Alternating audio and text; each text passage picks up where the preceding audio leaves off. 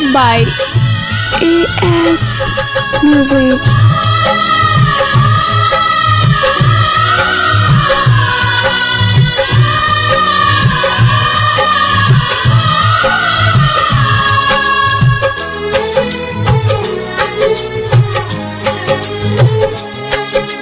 जिनको प्यार हजारों से ओ एक से क्या निभाएंगे, जिनको प्यार हजारों से ओ एक से क्या निभाएंगे।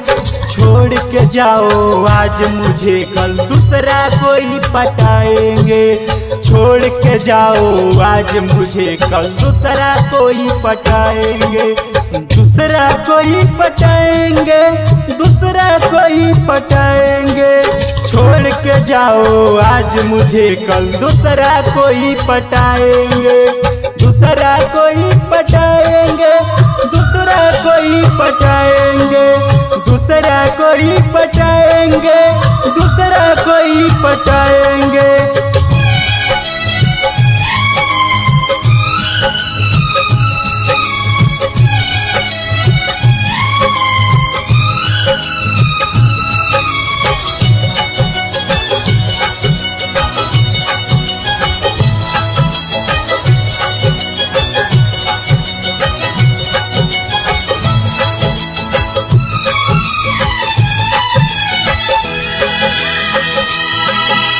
आजकल के लड़कियां हैं बस पैसे के दीवानी, सोच के इनकी बातें भरे आती आंखों में पानी। आजकल के लड़कियां हैं बस पैसे के दीवानी, सोच के इनकी बातें भरे आती आंखों में पानी। ये दिल टूटा तो उनको आवाज न सुना पाएंगे, ये दिल टूटा तो उनको आवाज न सुना पाएंगे। जिनको प्यार हजारों से एक से क्या निभाएंगे, दूसरा कोई पटाएंगे, दूसरा कोई पटाएंगे, दूसरा कोई पटाएंगे, दूसरा कोई पटाएंगे।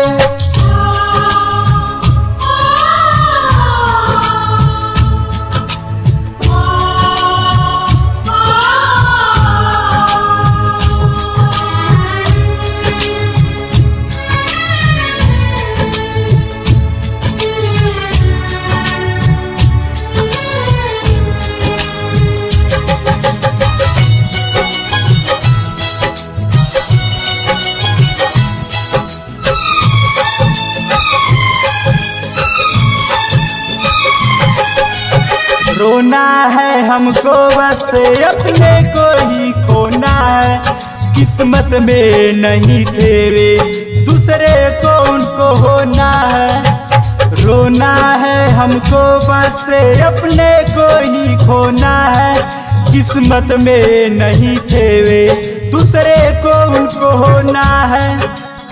राइटर भोला राजे तुझे अपना ही बताएंगे, शिव मुराली तेरी दुनिया छोड़ के चले जाएंगे।